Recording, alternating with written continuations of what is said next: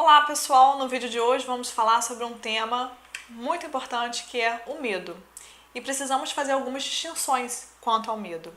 Muitas vezes a gente o confunde, por exemplo, com um transtorno de pânico, que é diagnosticado através de muitas crises de pânico, que apresenta a pessoa taquicardia, sudorese, medo de morrer, medo de estar em locais assim e de ser sufocada, medo de perder o controle sobre si mesma.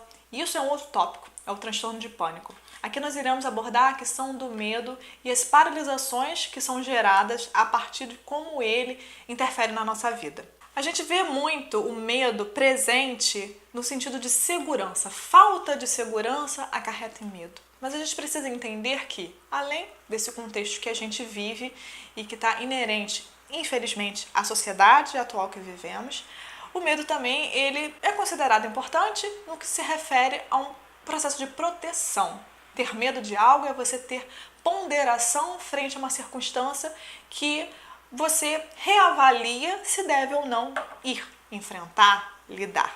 Entretanto, o medo também ele apresenta e paralisa as pessoas em diferentes contextos. Como, por exemplo, uma primeira entrevista de emprego, a questão das fobias e das exposições sociais. E aí a gente pode colocar um pouco a questão da fobia social e as fobias específicas, medo de uma aranha, aracnofobia, medo de altura, medo relacionado a outros animais, medo relacionado a uma exposição social, que aí estaria dentro do campo da fobia social, a agorafobia, que é medo de você estar em locais em que você não pode ter o socorro imediato. Então, por exemplo, se apresenta muito em questões de elevador, em questões de ambientes como avião. Existem esses diferentes tipos de medo.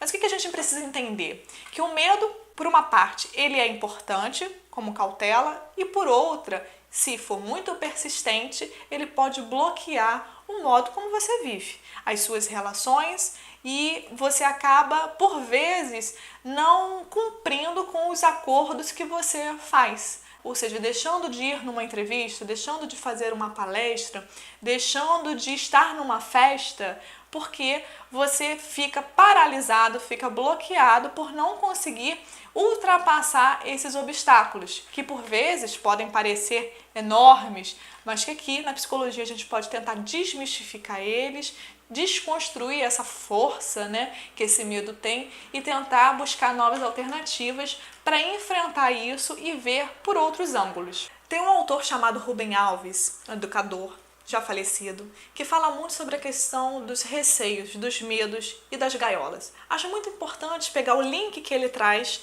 nos textos dele e fazer uma reflexão a respeito desse tema, que é como o ser humano às vezes se coloca em gaiolas, ou seja, contextos na nossa vida em que a gente se aprisiona pelo medo de enfrentar, pelo medo de se colocar, sendo que, na verdade, a gente tem a própria chave da nossa gaiola. Ou seja, a gente fica acomodado a um contexto que nos gera uma certa tranquilidade, uma certa zona de conforto. Entretanto, a gente perde possibilidades e conquistas por estar paralisado dentro dessa gaiola.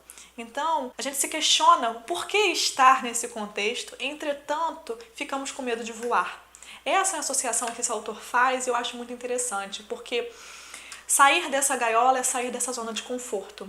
E uma vez que a gente sai dessa zona de conforto, a gente fica perdido, porque tudo que foge do nosso controle gera desconforto. Uma vez que gera desconforto, vamos associar a ideia de um pássaro, a gente não sabe para onde voar.